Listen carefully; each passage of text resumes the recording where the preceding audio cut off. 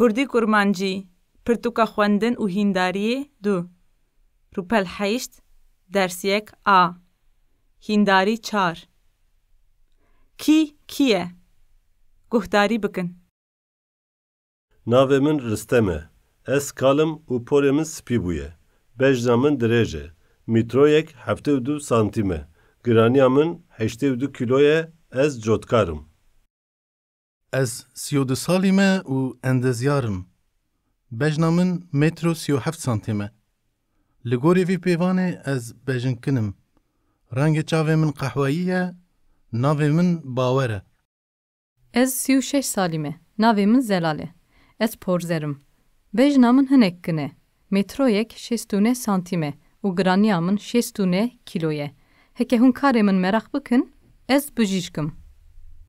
Bejna min dirêj e û metroyek 78 santîm e. Giraniya min 98 kilo ye. Rengê çavên min kesk e. Ez karker im. Navê min Baran e.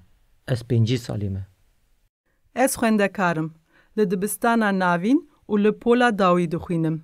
Jiyê min 18 ye. Giraniya min 63 kilo ye. Bejna min metroyek 68 santîm e. û ez hez ji bejna xwe dikim. Çavê min reşin û ez pir bedewim.